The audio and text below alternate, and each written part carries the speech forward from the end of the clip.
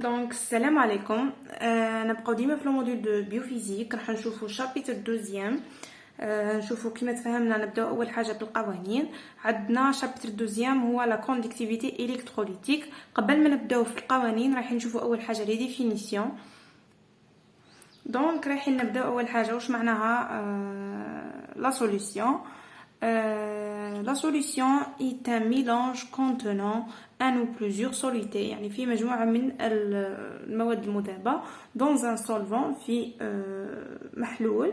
si le solvant eau يعني المذيب عفوا si le solvant eau ماء s'appelle solution aqueuse يعني إذا كان المذاب تاعي في المحلول هو الماء نسموه solution aqueuse.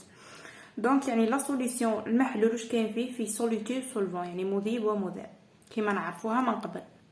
دونك شوفوا عندنا لي سوليسيون الكتروليت.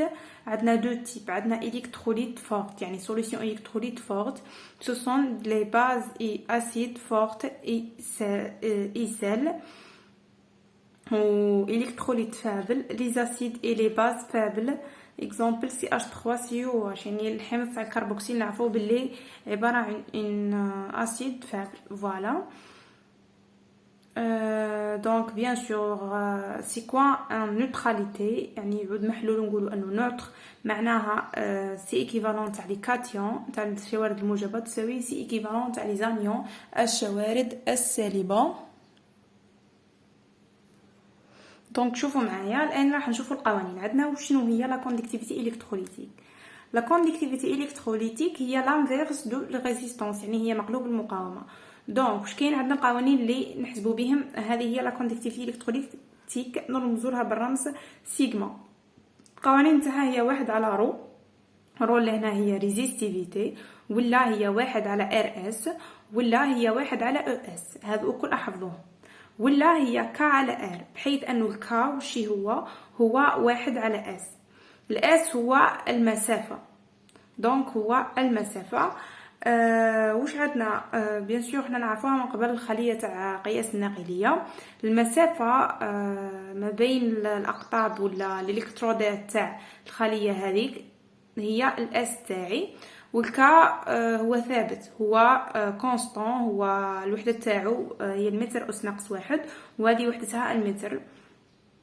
دونك عندنا السيغما وحدتها السيمنز على المتر نسعدوا عارفين هذه. الاس واش قاصدين بها هي سيمنز كتلقى وحده تاع اس واش معناها سيمنز.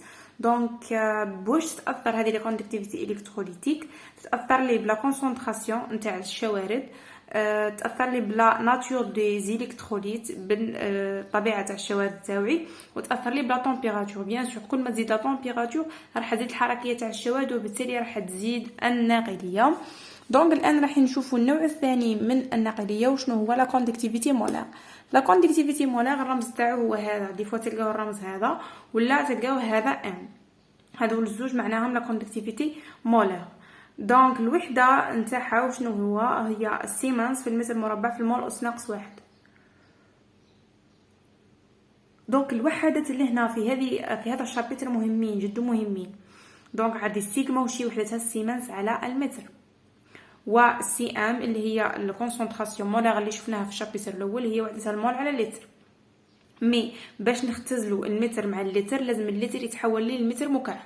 دونك نضرب في 10 قوه ناقص 3. فهمتوني؟ دونك واش حتخرج الوحده تاع هذه هي الكوندكتيفيتي مولار هي السيمنز في المتر مربع في المول اس ناقص 1. فهمتوني؟ فوالا. دونك واش كاين عندي لا كوندكتيفيتي ايونيك. هنايا عندي لا كوندكتيفيتي ايونيك. واش تقول لا كوندكتيفيتي ايونيك؟ باردون نريد لكم برك. عندنا لا كوندكتيفيتي ايونيك هذه وش هي هذه نرمزوا لها سيغما. مي هي سيغما بلس سيغما موان. فهمتوا؟ دونك هي سيغما بلس سيغما موان. واش معناها؟ معناها سيغما بلس واش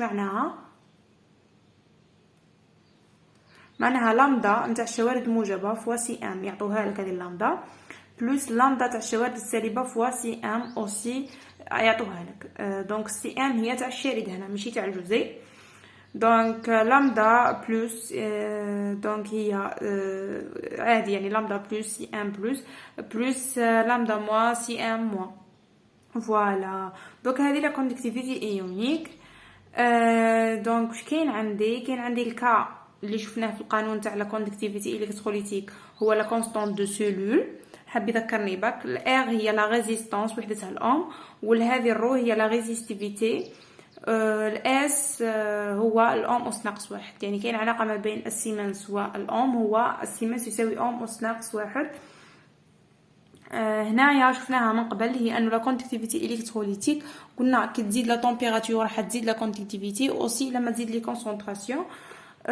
دونك كاين عندي نوع ثالث من لا كوندكتيفيتي، هو لا كوندكتيفيتي ايكيفالونت. هو صح مش معروف مي لازم تعرفوا القانون تاعو. لهنا واش تساوي لا كوندكتيفيتي ايكيفالونت؟ هي سيغما سور سي ايكيفالون، هي سيغما على سي ايكيفالون.